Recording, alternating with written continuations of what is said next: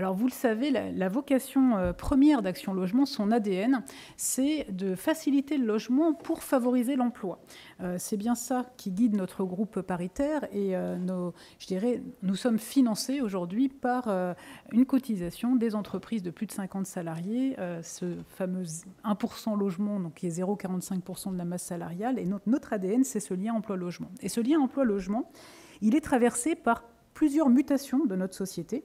Alors l'apparition de nouveaux statuts, toutes les questions qui concernent l'évolution aussi du marché du travail, mais aussi les évolutions du rapport au travail. Je pense au télétravail qu'on a vu ces derniers temps, les recompositions familiales et également le vieillissement de la population qui est un facteur démographique majeur et qui forcément nous interpelle en tant que producteurs de logements sociaux. Et on a là un sujet qui est vraiment crucial à traiter. Et je vais expliquer pourquoi. C'est plusieurs raisons en fait qui nous motivent chez Action Logement. D'abord, donc, la donnée démographique.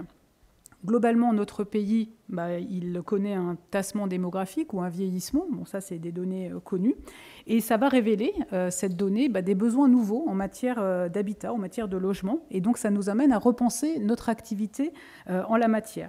Et je vais juste sortir un seul chiffre que vous connaissez tous, c'est que la part des plus de 85 ans au sein de la population, le nombre de personnes de plus de 85 ans en 2050 va tripler. Donc c'est aujourd'hui qu'il faut se préoccuper de ce sujet parce que quand on construit, quand on réhabilite, ça va être des durées très longues.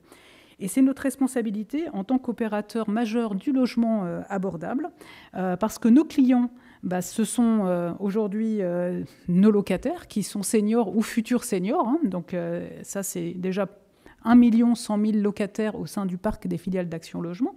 Beaucoup d'entre eux sont des anciens salariés, mais aussi parmi les salariés des entreprises, on a beaucoup de salariés qui sont aujourd'hui des aidants et donc pour qui ce sujet du vieillissement est un sujet quotidien et qui aussi amène l'entreprise à prendre en compte ce sujet dans les relations de travail et donc dans ce lien emploi-logement.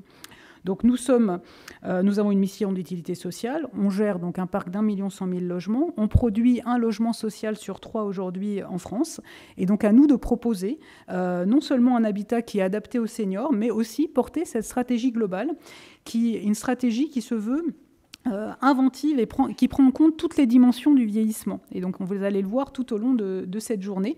Ça veut dire qu'on traite simultanément l'aspect bâtimentaire, mais aussi plus largement les aspects serviciels et sociaux de cette problématique du vieillissement. Alors, c'est toute la vocation d'Eneal, je regarde là le directeur général et le président, qui a été imaginée dès 2019 par les partenaires sociaux dans le cadre du plan d'investissement volontaire avec une dotation de 350 millions d'euros. Donc, c'est quand même important pour justement accompagner la restructuration du secteur médico-social,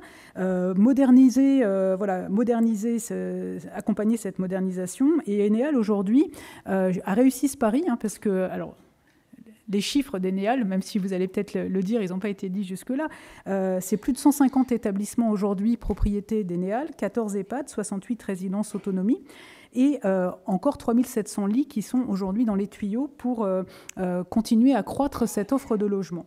Et dans le même temps, Action Logement, toujours dans le cadre de ce plan d'investissement volontaire, a conçu un dispositif qui était innovant, en tout cas par rapport à nos interventions classiques en 2019, qui était une aide pour les personnes physiques pour adapter leur logement et le rendre, je dirais, simplement plus adapté et permettre de mieux vivre dedans et de maintenir à domicile des personnes qui sont vieillissantes. Et ce sont 70 000 ménages qui ont bénéficié de ce dispositif entre 2019 et 2022.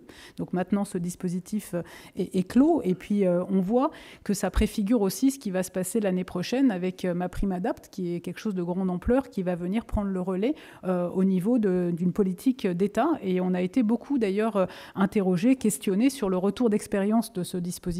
Et ce qu'on a vu, c'était assez net. On s'adressait à des personnes modestes pour pouvoir faire ces travaux de transformation de baignoire en douche. Et 90% d'entre eux ont un retour qui est vraiment plus qu'ultra positif. Ça a vraiment constitué la réponse dont ils avaient besoin à ce moment-là pour l'adaptation de leur logement. Donc je pense qu'on a là, je dirais, deux exemples d'actions qui ont été menées. Mais on veut aller plus loin. Et ça, vous l'avez dit, et c'est pour ça qu'on est là aujourd'hui. On veut aller plus loin. nos locataires sont touchés de près ou de loin par ces enjeux du vieillissement, mais plutôt de près, puisque soit eux-mêmes sont des locataires vieillissants, soit ils sont aidants de personnes âgées dans leur entourage. Donc c'est quand même majeur, 40% de nos locataires. Et c'est pour ça qu'on a chargé Mario Baston, le directeur général d'Eneal, d'une mission qui est prospective sur le bien vieillir, qui a été co-construite avec les autres filiales du groupe Action Logement et qui a produit nos 12 engagements. Je vais finir là-dessus. Nous sommes des créateurs du lien social. Et on a une conviction chez Action Logement, c'est que ce lien social, c'est un facteur essentiel pour bien vieillir en bonne santé.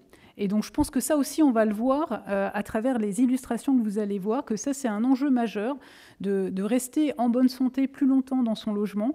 Et ce facteur, je dirais, un peu invisible de cohésion sociale, c'est l'ingrédient, à mon avis, un ingrédient essentiel du bien vieillir chez soi. Et donc, c'est ce que traduit notre stratégie, qui est de ce socle qui va nous permettre de décliner localement notre stratégie au regard des besoins. Donc, je veux vous souhaiter une très bonne matinée de travail au service de nos aînés. Et puis, j'ai hâte avec vous d'écouter l'ensemble des débats de ce matin. Merci.